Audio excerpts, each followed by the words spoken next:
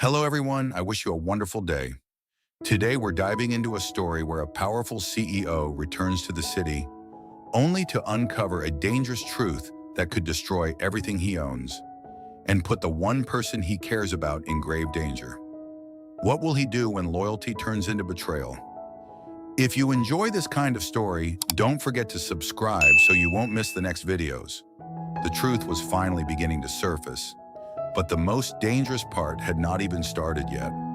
While CEO Quan was still recovering in that quiet countryside house, the empire that belonged to his family was already trembling in silence. He had come there to escape pressure, to stay away from the endless schemes and cold faces in the city. But now, with one unexpected visit, everything was changing. The woman he had called mother for years was being exposed. His father was preparing to return. The company was drowning in losses.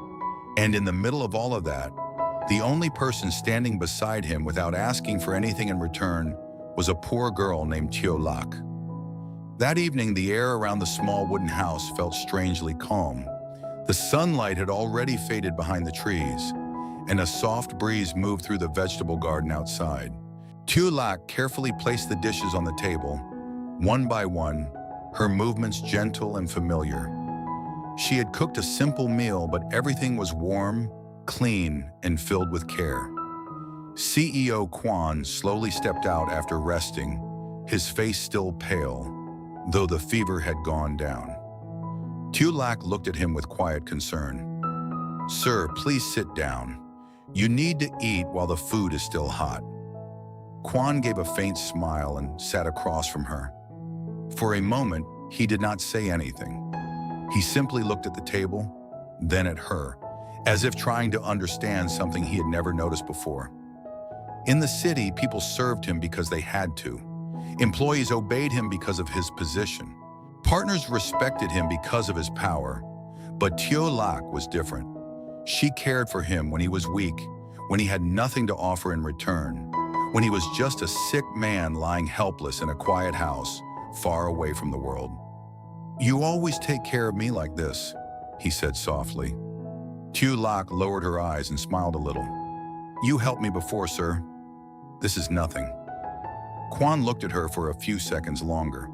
He wanted to say more, but the words stayed in his chest. So instead, he picked up his chopsticks and started eating.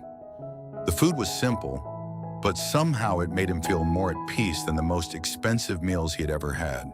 After dinner, Tieu Lac brought him his medicine and a glass of warm water. She stood near the door while he took the pills, watching carefully like she was afraid he might forget.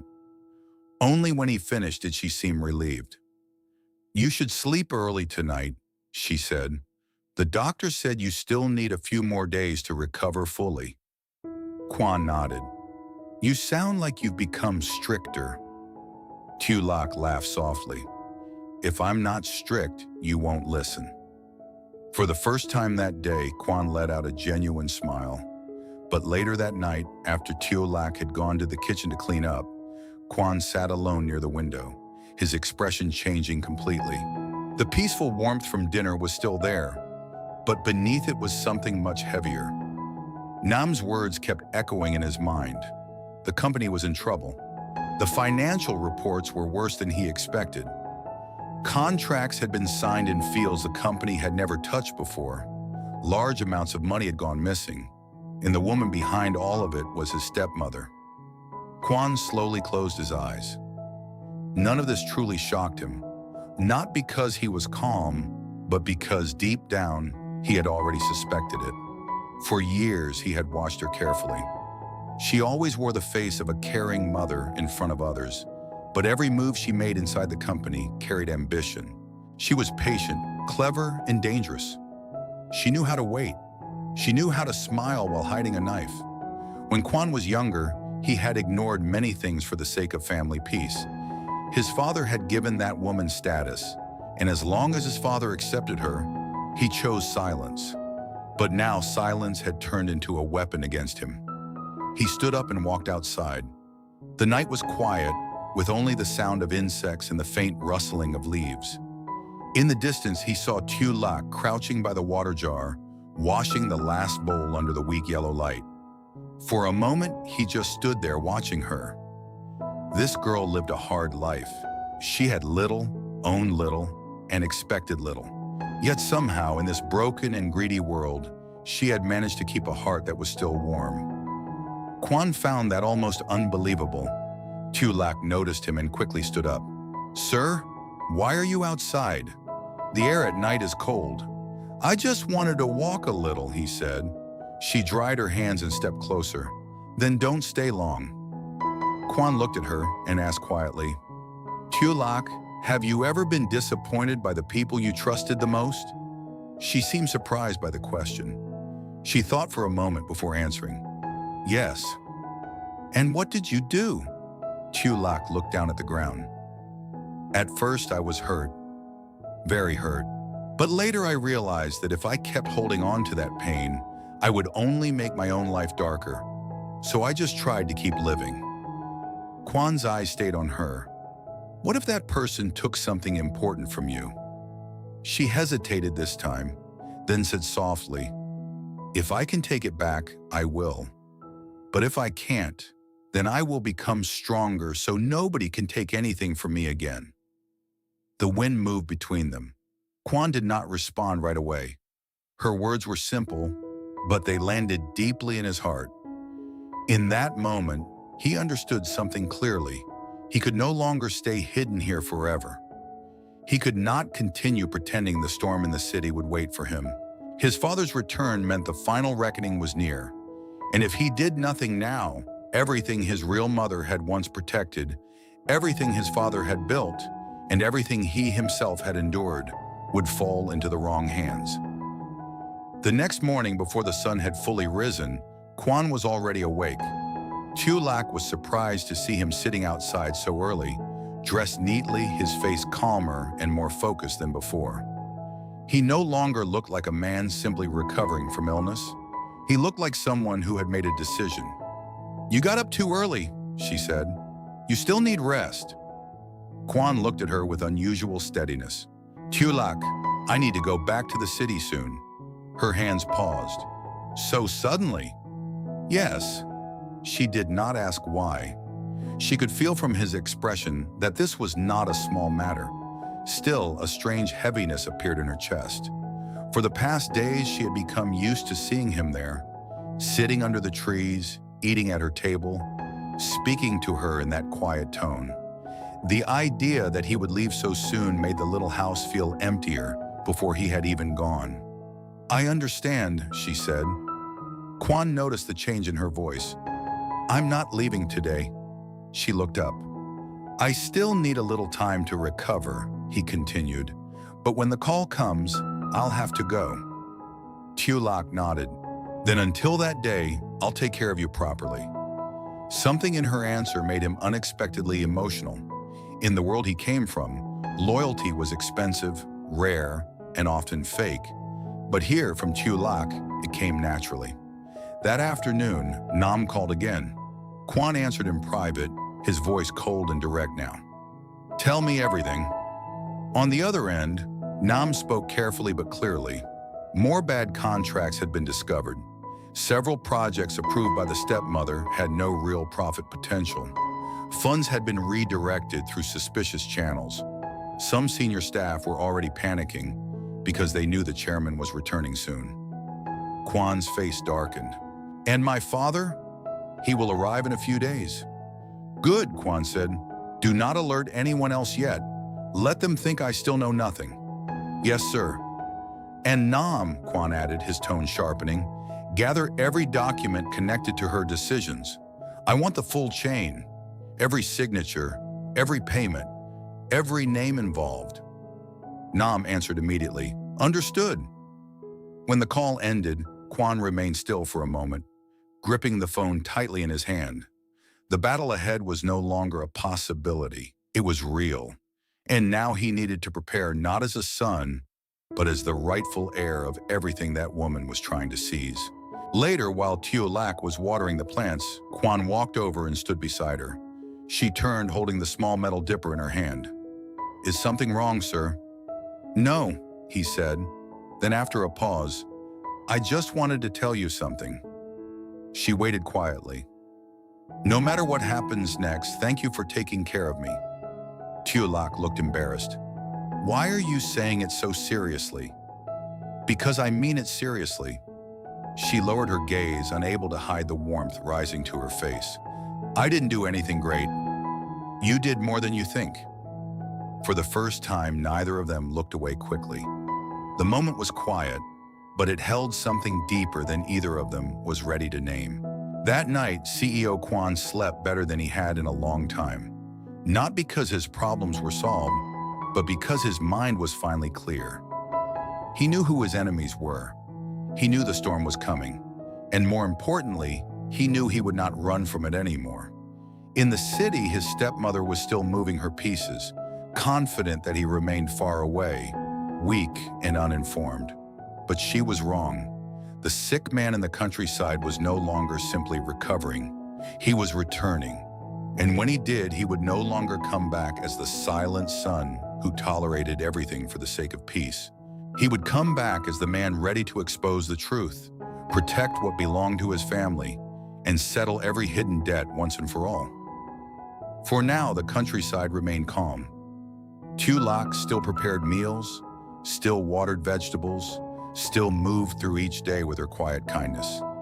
But without realizing it, she had already become the last peaceful memory Quan would carry with him before stepping into the most dangerous fight of his life. And in that small house, under that fragile roof, something had already changed. A poor girl had given strength to a wounded man, and that wounded man was about to become unstoppable. The morning he received the second call, everything changed in a way that neither Quan nor Tieu Lac could fully explain. It started quietly, too quietly. The sky was still pale, a soft gray stretching across the countryside before sunrise. The air felt heavier than usual, as if something unseen was pressing down on the land. Tieu Lac woke up early, like always, stepping outside to prepare water and check on the vegetables. The routine was the same, but her heart wasn't. Ever since Quan told her he would leave soon, a strange uneasiness had settled inside her. Inside the house, Quan was already awake. He hadn't slept much, not because of the fever anymore, but because of everything waiting for him. The phone in his hand felt colder than usual. He had been staring at it for a long time, as if expecting it to ring again. And then, right on cue, it did. Nam. Quan answered immediately, his voice low. Speak. On the other end, Nam didn't waste time. Sir, something just happened. Quan's eyes narrowed slightly. What is it? There was a brief silence before Nam continued. One of the internal accounts, the one connected to the new contracts, it's gone. Gone? Quan repeated. Yes, completely wiped. The transaction history, the approval logs, everything. The air in the room shifted instantly. That wasn't just a mistake. That was someone covering their tracks. Quan stood up slowly, his grip tightening around the phone. How long ago? Less than an hour. And who had access? Nam hesitated. Only senior-level authorization, which meant his stepmother wasn't just careless. She was already moving, and she knew something. Quan's expression turned cold. Listen carefully. From now on, lock down every remaining account. No one touches anything without my approval. Yes, sir. And Nam, his voice dropped lower, sharper. Don't trust anyone, not even the people you think are clean. Understood. The call ended. For a moment, Quan just stood there in silence. Then he exhaled slowly. So it begins. Outside, Tieu Lac was pouring water into a clay pot when she noticed him standing at the doorway. His expression was different again. Not tired, not calm. Focused. Dangerously focused. Sir? She asked softly. Did something happen? Quan looked at her for a second before answering. I need to leave sooner than expected. The dipper in her hand stopped midair. Today? He didn't answer immediately, but that silence was enough. Tieu Lac lowered her gaze. Then I'll prepare something for you to eat on the way. She turned before he could see the emotion in her eyes, but Quan saw it anyway. And for some reason, that made this decision harder than facing everything in the city. A few hours later, the small yard in front of the house felt unusually empty. A car had arrived from the city, sent by Nam. It stood there like a line dividing two worlds. One was quiet, simple, and warm. The other was cold, complicated, and full of hidden knives. Tieu Lac stood by the door, holding a small cloth bag she had prepared. Inside were simple things: food, medicine, and a few necessities she thought he might need. Quan walked out slowly, already dressed, already looking like the man he used to be, but not exactly the same. Something in him had changed. Tieu Lac stepped forward and handed him the bag. "You shouldn't skip meals," she said, keeping her voice steady. "And don't forget to take your medicine." Quan looked at the bag, then at her.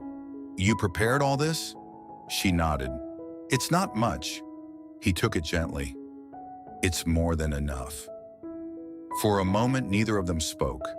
The driver cleared his throat quietly, reminding them of time. Quan finally turned toward the car, then stopped. "Hey, Tieu Lac." She looked up. "If I don't come back for a while," her chest tightened.